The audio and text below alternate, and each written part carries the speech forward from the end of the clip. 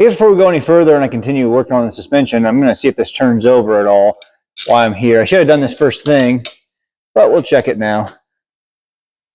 Ooh, that looks good.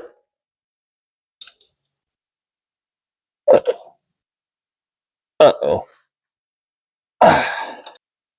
Well, I think we better pull the plugs out and spray some stuff down the cylinders.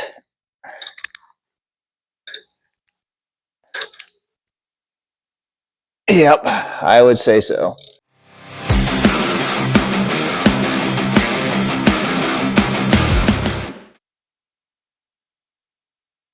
Wow, that's handy. They are 13/16 spark plugs, not 5/8.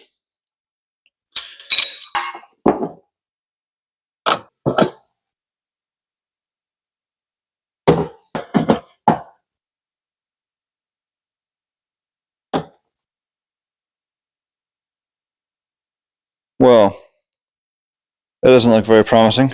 Hoping that was an install error.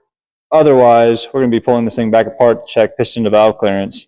I'm going to guess that it was an install error from years ago, from the first fire up, because all of these show that it was running rich, and this one shows that it wasn't firing at all. Well, this is less than ideal, but I'd rather be safe than sorry. Let's see how big of a mess we can make here.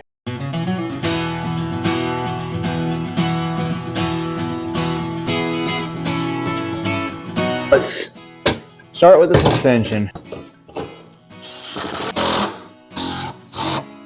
So unfortunately, this last one is stripped. All the others were fine. This last one was stripped, so we're gonna have to push a nut through there to make it work. Next is the front sway bar. Now we're gonna move on to putting the backing plates on. In order to put this backing plate on, I'm gonna have to remove the axle. Lucky for us, it doesn't have a differential cover, so we'll just pull the pin out of the center section and slide the axle out. So as you turn your axle around, you'll see that bolt arrive right by this pin. Now that's the retainer bolt. The 5/16 head, sometimes I just have to knock with a dead blow. That's what it'll come out looking like.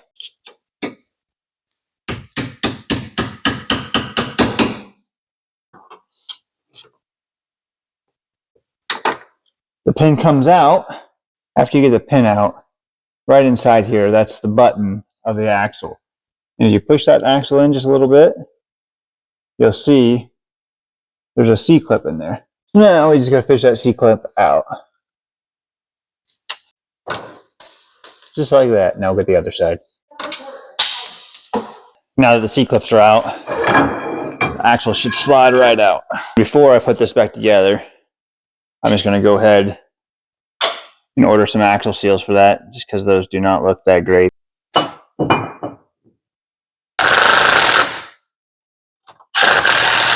last things I got to hook up back here is this sway bar, and it is going to be a little bit of a challenge.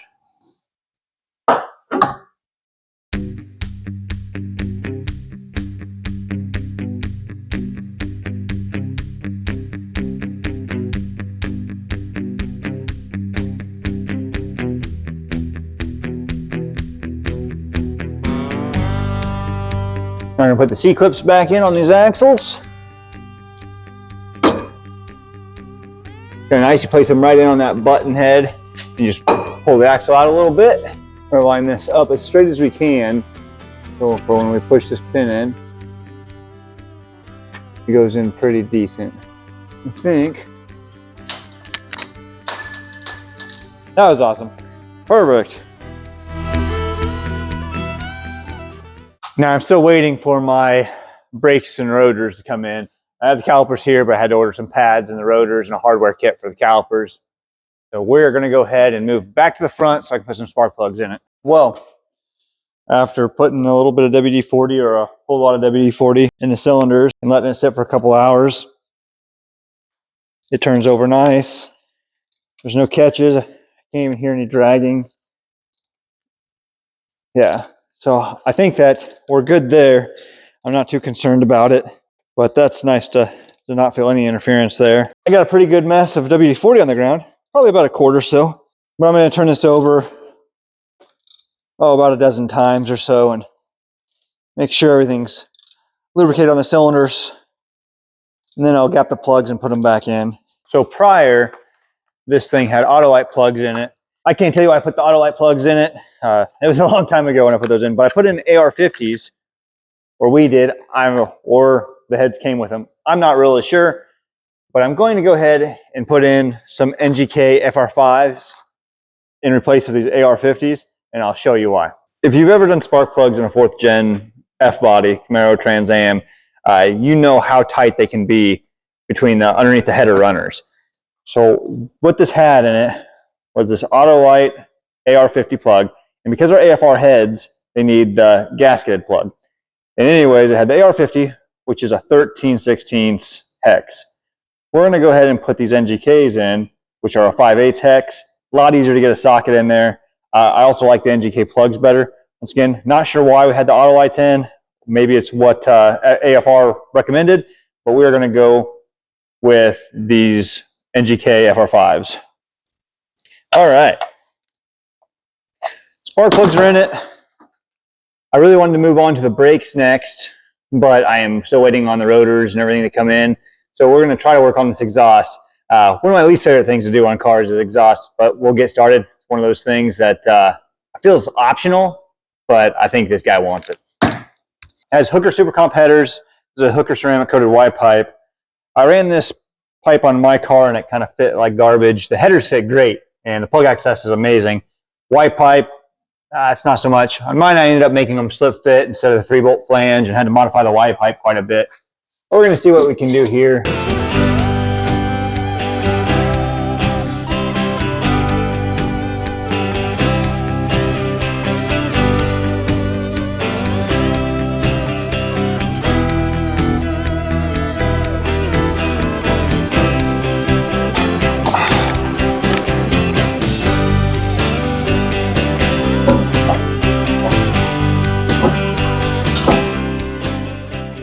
To mount it. Take this all out and I'm going to reclock it and re-weld it because it's just not fitting very well from where they had it previously welded. So we're going to pull it off with the bandsaw. We'll reclock it, tack it. All right, well. Take it back down. Exhaust can be so frustrating. We spent an hour and pretty much accomplished nothing.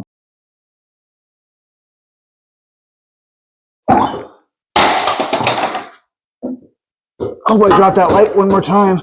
I'd hate for it to keep working. I don't like it. Turns out I didn't like it, so I just cut it apart and now I'm going to do it a second time. Why not? Well, after a few hours, I finally got all the exhaust on. I still need to get some clamps through here. The ones I had just are not fitting, so I just kind of tacked them right now so they wouldn't go anywhere. Everything got on there. It fits pretty decent. Still not 100% happy with it, but it's much better than it was. I'm still having problems with the brakes. I made one good left caliper out of 2. I only had this one right caliper and it was frozen. I broke it loose, but I'm not going to trust it too much. And then as I got to looking, the actual arm for the emergency brake is broke off. So it's going to need a new caliper regardless. But for right now, I'm getting it hooked up. So hopefully we can get some brakes to move it in and out of the shop. Next thing I'm going to work on is putting the cover on this, getting it full of oil. Hopes it has a battery. That's about on par today.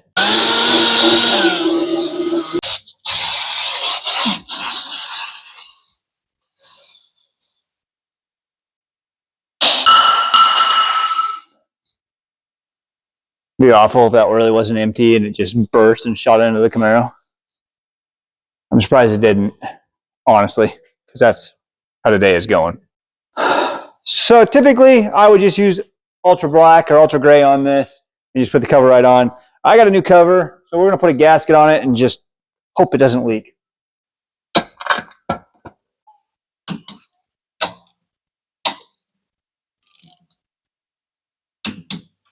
I think that's the first time I've ever torqued a differential cover. Chuck that off my bucket list.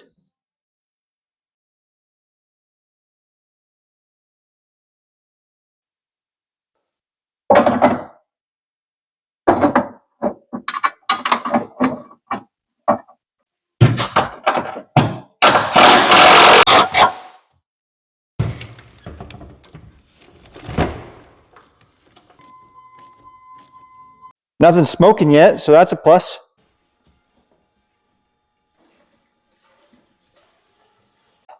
Okay, so what I'm doing here is I'm unhooking the ignition control module so we won't get any spark, and then try to build some oil pressure, and then hopefully start the dang thing. So we'll go sit in this hot rod. Just slide the seat back. There we go. I just felt the air safe cylinder pop. Awesome.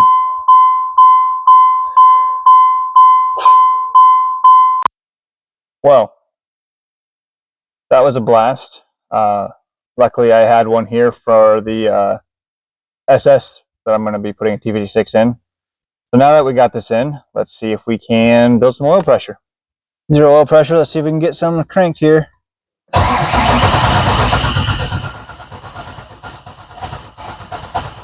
Come on. Oh yeah. We got oil pressure. I'll plug this in. If I can find the plug again. Moment of truth.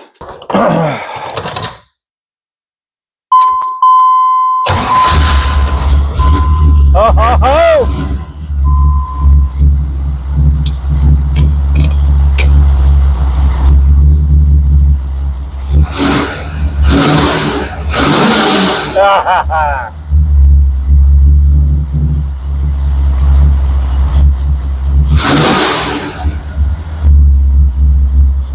This thing's even idling at 1,000.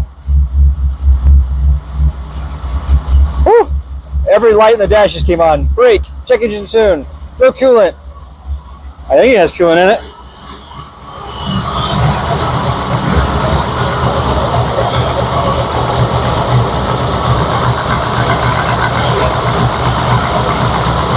I might need some.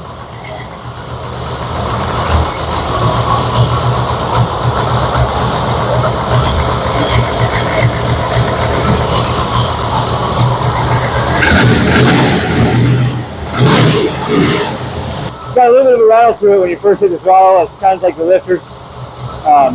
Not too worried about it right now. We just got to let it run.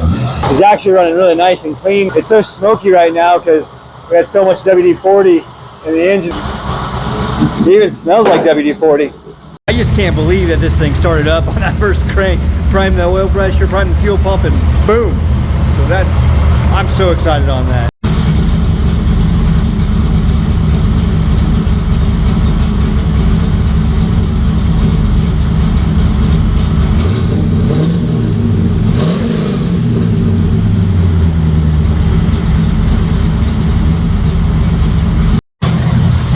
It's been running for a while. Topped out the fluids, checked out for leaks and exhaust leaks. Carbon dioxide tester's going off over here. Oil pressure's still really good. One of the things is the temp gauge isn't reading. I figured it built enough heat by now for having to run for a while, and it has a new sensor in it I can see, so I might have to check the wire on it and see where it's at. Overall though, I'm really happy with how it's idling. I still got to hook the monitor up to it and see what the check engine light's all about. It's definitely running rich, but what do you expect? It's really responsive though. Pretty darn good bass tune. Oh wait. Temp gauge is starting to go up. Oil pressure's still really good. It's been a battle. The brakes are still going to be a pain in my butt. They're just fighting me all the way. I think the best way to go on that is probably order new calipers and new e-brake cables. So you heard it fire up. Not quite a Cinderella story here. I'm going to actually have to pull the transmission out of it. When you're pushing the clutch, I can feel some type of vibration. Almost feels like gears are grinding, or the fork that goes on the throwout bearing is rubbing on the pressure plate. I'm not sure what's going on. I've pulled the fork out, took a peek, and it's still not working. So I'm going to have to pull the transmission out and see what's going on there before I can drive it out of the shop. So it's been quite the challenge, trying to get everything back together, find the parts that were in the car, having to go to the hardware store, digging through my spare parts to make this thing go. Some of the things that just went from sitting, the motor being a little stuck, not having the cover, filling all that stuff up. All the brakes have been a nightmare. I actually got to put a proportioning valve on it and run some new lines because they're just twisted up from being trailered so much. Anyways, this is where I'm going to end the video here. Thanks for watching. Please like and subscribe to the videos. So I will post a video hopefully next Saturday.